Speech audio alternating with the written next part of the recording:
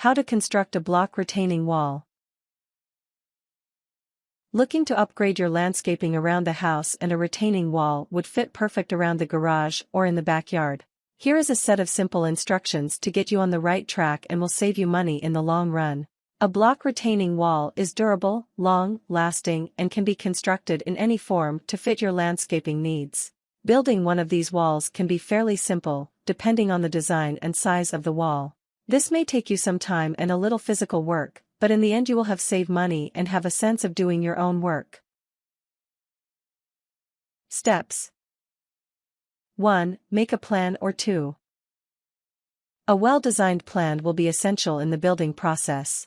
Plan out the area where you want to build your wall and make sure it is detailed and to scale, so when in the constructing process you won't have to go off the top of your head and possibly make a mistake. 2. Order the materials. You will have a lot of materials to choose from, so take your time and make sure that the color and design will match your home and its surroundings. From your plans, estimate how much you will need, with around 10% extra to ensure that you are covered for a possible mistake. 3. Outline your project area. Using spray paint to draw out the area that you are going to excavate is a good idea, or staking it out will work as well. 4. Excavate your area.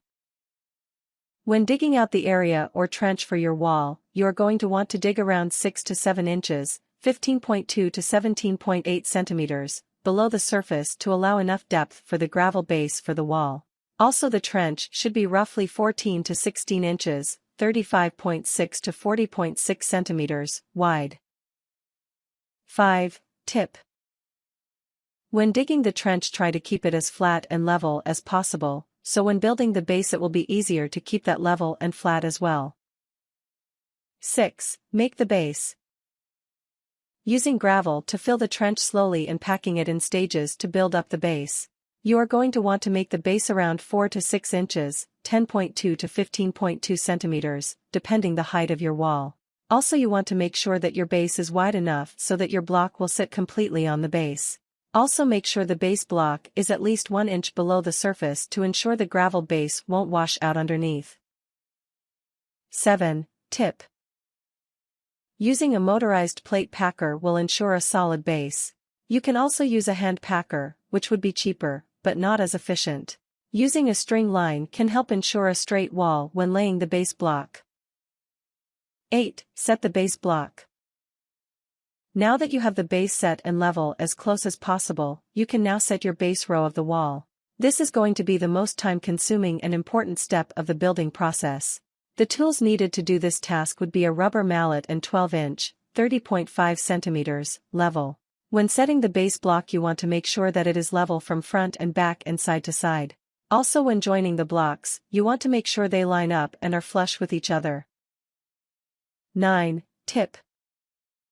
If the base row is not level and flush with each other, it will throw off the entire wall and you will notice that after a couple additional rows. 10. Build up the wall. Now is the simple task of adding the rows, and the only thing to keep a close eye on is making sure the blocks line up or make a smooth bend. You can do this by looking down the wall to see if they all line up. 11. Tip. If making a bend in the wall, you may have to chip off some of the knob on the bottom in order to make the bend. This is a judgment part and a little trial and error. 12. Fill the cavity of the wall with rock. As you slowly build the wall up, you will want to fill the cavity with river rock or other medium-sized rock to help with filtering the water and mud when it rains. This will also help with the backfill behind the wall instead of hauling lots of dirt in. 13. Cap off the wall. Now take the wall caps and glue them to finish off the wall. You will want the cap to overhang about an inch over the final row, or about the length from the tip of your index finger to that first line or bend of the finger. You may need to cut the cap with a cement saw to make the bend. 14. Backfill and clean the area. Backfill behind the wall up to the top of the cap or just below it. Clean up the area in front of the wall to make it look good and prevent the base from washing out. Things. Shovel, wheelbarrow, laser level, 12-hand level, motorized plate packer or hand tamper. rubber mallet, construction glue, cement saw, string, hammer, chisel, garden rake.